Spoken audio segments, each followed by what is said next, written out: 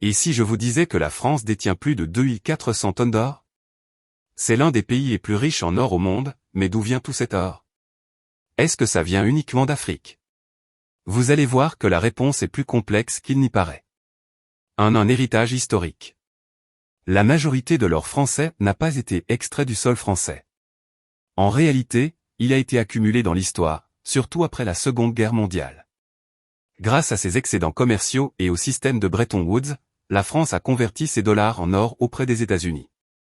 Le général de Gaulle lui-même voulait que la monnaie soit garantie par du métal, pas par de la dette. Nous voulons de l'or, pas des papiers, disait-il en 1965. De l'or vient-il d'Afrique? Durant la période coloniale, 19e milieu 20e siècle, la France a effectivement exploité les ressources naturelles, y compris l'or, dans ses colonies africaines. Cet or, souvent extrait dans des conditions extrêmement dures pour les populations locales, servait partiellement à alimenter l'économie métropolitaine et parfois les réserves nationales. Cependant, les quantités précises et leur gestion restent sujettes à débat, car elles étaient souvent intégrées dans un système économique opaque et inégal.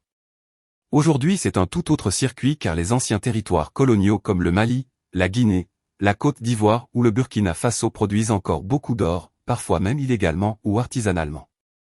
Mais l'or n'est plus acheminé automatiquement vers la France ou sa banque centrale. Il est vendu sur les marchés internationaux, généralement à travers des négociants suisses, britanniques ou émiratis. Les multinationales minières, souvent canadiennes, australiennes ou sud-africaines, exploitent une grande partie de ces gisements, empochant la majorité des bénéfices.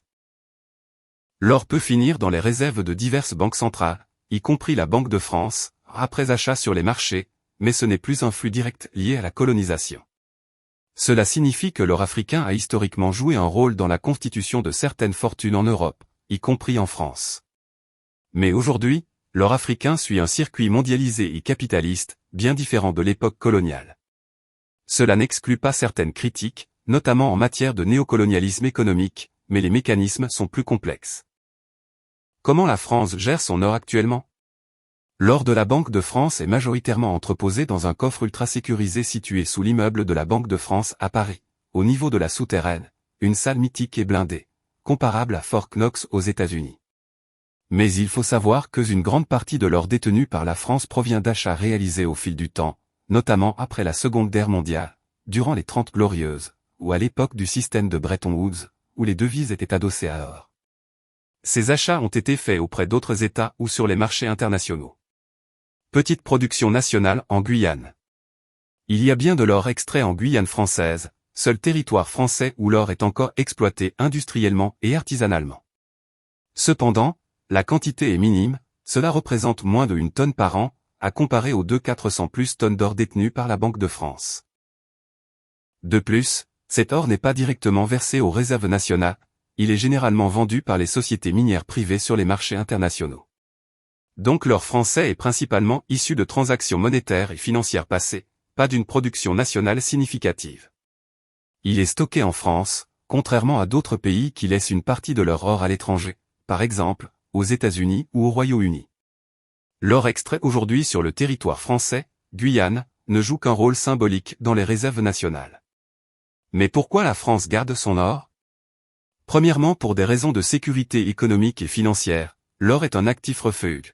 Il conserve sa valeur en période de crise, d'inflation ou d'instabilité monétaire. Garder de l'or permet à la France de se protéger contre les chocs économiques mondiaux ou une perte de confiance dans l'euro ou le système financier. Deuxièmement pour une indépendance monétaire et de souveraineté, contrairement à une monnaie fiduciaire, comme l'euro ou le dollar, l'or n'est contrôlé par aucun État ou banque centrale étrangère. C'est un outil de souveraineté, en cas de crise grave, il peut servir de garantie pour des prêts ou des échanges internationaux. Troisièmement pour une leçon du passé, pour rappel dans les années 1990 à 2000, plusieurs pays comme le Royaume-Uni ont vendu une partie de leur or quand les prix étaient bas. Mais après la flambée des cours de l'or dans les années 2000 à 2010, cette décision a été largement critiquée. La France, a choisi de conserver la majorité de ses réserves, et cette stratégie s'est révélée payante. Et enfin pour un signal de stabilité. Car détenir de l'or en grande quantité est aussi un message envoyé au marché, cela renforce la crédibilité financière de la France auprès des investisseurs et partenaires internationaux. En somme, l'or français ne vient pas uniquement d'Afrique. Il vient de l'histoire, des marchés, de la diplomatie monétaire. Et c'est ce qui en fait un trésor stratégique pour le pays. Pensez Y la prochaine fois que vous entendrez parler de réserve d'or dans les journaux. Si tu as aimé cette vidéo, pense à liker, t'abonner et partager. Et dis-moi en commentaire, que penses-tu du rôle de l'or dans l'économie d'aujourd'hui? À bientôt pour une nouvelle vidéo d'économie accessible.